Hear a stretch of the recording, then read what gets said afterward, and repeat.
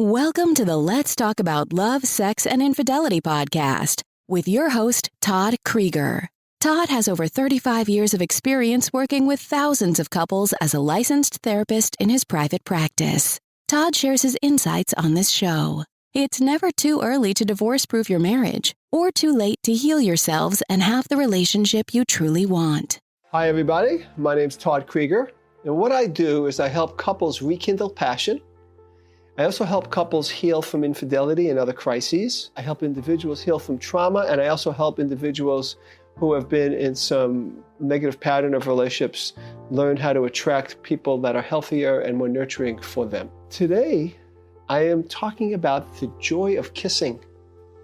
Now, why would I talk about kissing? Kissing actually is very, very important.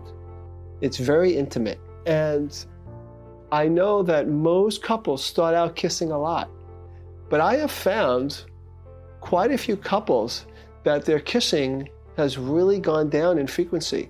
I have some couples who haven't kissed in months or even years. There are some couples that have sexual intercourse, but they don't kiss. So I really want to talk about kissing a little bit from a biological perspective, but also from the relationship emotional perspective. Research shows that there is tremendous amount of connection between the brain and the lips and the rest of the nervous system. It seems like, and I shouldn't say it seems like, it's been shown that kisses cause positive emotional and neurochemical effects. Some of the neurochemical effects are an increase in oxytocin, especially in the women. There's increases in dopamine and norepinephrine. Now, dopamine and norepinephrine are neurochemicals that make us feel alive and vital. And oxytocin opens people up and they feel more warm and more open to connection, makes them feel safe. Oxytocin is what is created with a mommy and a baby, but it's also created between partners. And kissing is one of those things that raises oxytocin. Now, kissing is very intimate, and it's, I think it's wonderful when a couple kisses and just to kiss. They're not promoting it to more sexual activity. They could, I'm not against it, it's fine. But kissing in and of itself is very intimate. When you've kissed someone passionately, how you feel close. And there's a certain, what I call positive intensity. Positive intensity is great. And you have that automatically in the beginning of relationships. But as relationships go on, most relationships lose that positive intensity.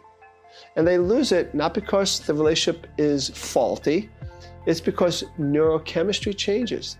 Literally dopamine and norepinephrine and even oxytocin can go down as time goes on just because of the challenges of life as well as adjusting to each other. So we need to act and do things to raise it.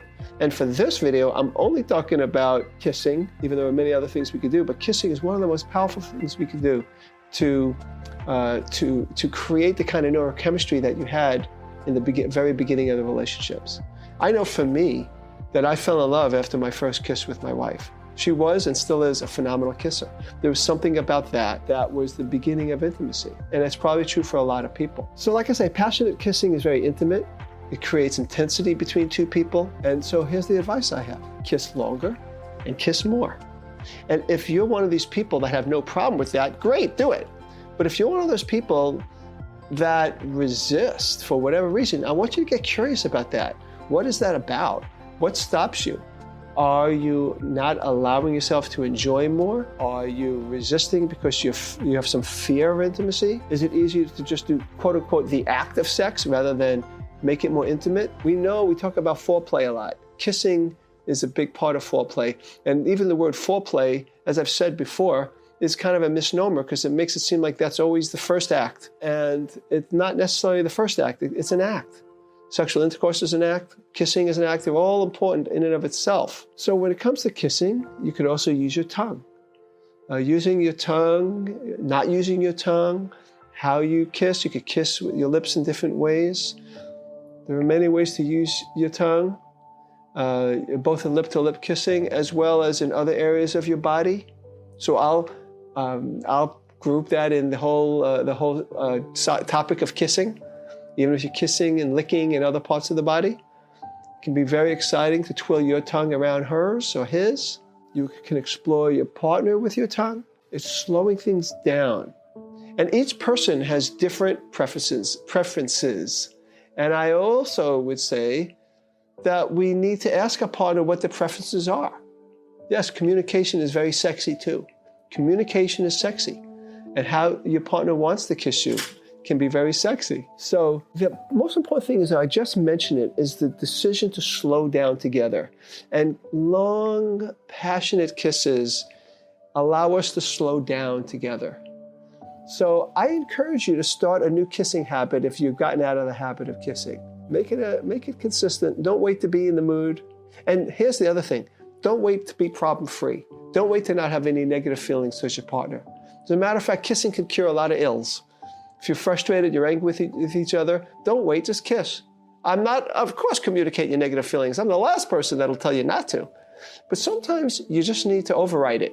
I recommend kissing. We know now that there are many things we could do that can be lifestyle choices that could raise our dopamine and norepinephrine and oxytocin, which means there's less need for drugs. You know, people don't need drugs as much when we're doing lifestyle choices, eating well, diet, exercise. Well, here's one more to the list, kissing. Enjoy it. This is Todd Krieger, making the world safe for love. That's it for today's episode of Let's Talk About Love, Sex, and Infidelity podcast with your host, Todd Krieger. For free resources and materials, head over to toddkrieger.com. Loved this episode? Head over to iTunes and subscribe, rate, and leave a review. We'd really appreciate it. Thank you.